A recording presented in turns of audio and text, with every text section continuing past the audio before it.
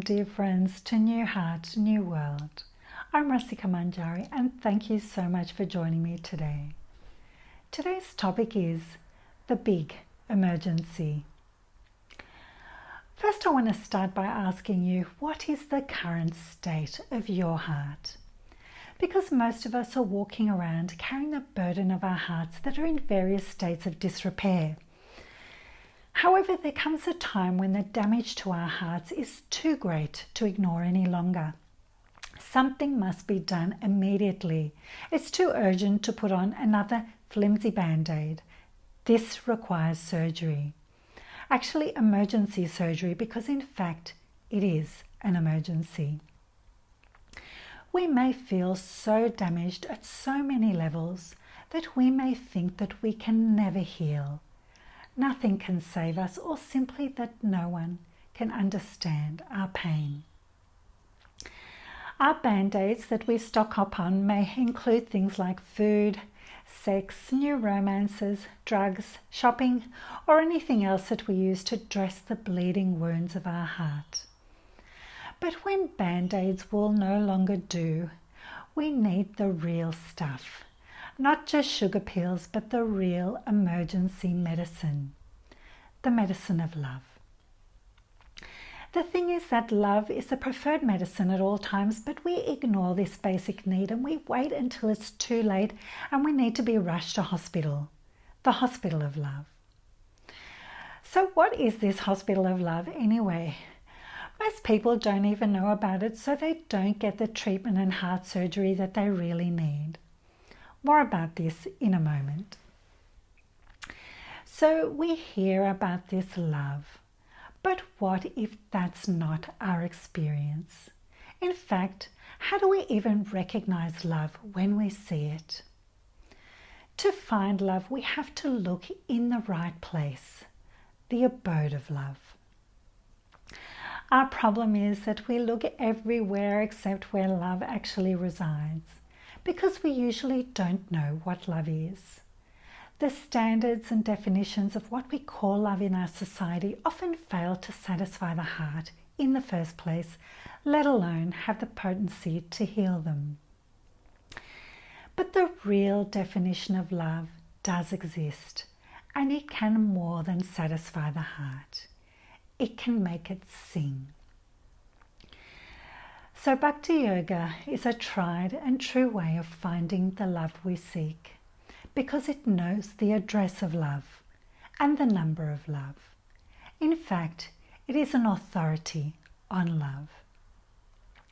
In its essence, Bhakti Yoga tells a story of how even the most tragically broken and shattered heart can be redeemed by love of the highest order. So rather than bring in the screaming ambulance sirens, however, the Bhakti Yogis bring in beauty, music, sanctified vegetarian food, loving relationships, and ancient but oh so relevant spiritual knowledge. Because when we get down to it really, the current state of our world affairs is actually a state of emergency, and so are our own lives. And never was there a time more than now when doctors of love are so desperately needed for the aching hearts of today. Because planet Earth is a playground of booby traps, it's designed to frustrate us to the point where we start to look for permanent solutions to our problems. It's meant to trap the unsuspecting living being into thinking that he or she is much less than who they truly are. So we get caught in these booby traps time and time again. And a classic trap is thinking that we need to work hard to get things we don't actually need. And if we're wise, we come to understand that there must be something much better, even sublime, to our existence. And we would be right, because indeed there is. We are much more than what our lives represent. This trap of material life puts us in various states of wounding until it becomes an emergency. These emergencies can look different for each of us, But they're usually when we've tried everything to help ease our struggles, but we find that nothing works. We're just fed up with life and its endless problems.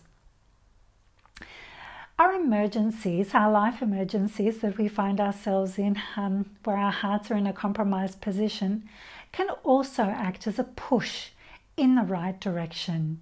A love push, if you like. Because unfortunately, a push is sometimes what we need to get us to where we truly belong.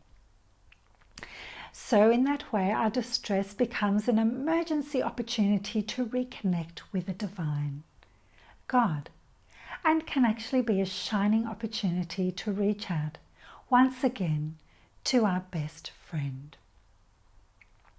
So God is one, but he has many names, including Krishna in the Bhakti Yoga tradition. So have you ever wondered what God does when he's not at the office? It's probably not top of mind for most people, but Bhakti Yoga nevertheless tells us these secrets. And we can all be a part of this. So Krishna is the best friend and well-wisher of every living entity, whoever they are, whatever their condition. So the Bhakti Yoga doctors of love, when called upon, administer the magic pill of the Mahamantra, which is the PowerPoint to the Krishna grid, directing a surge of love to our poor, aching hearts. And it goes like this.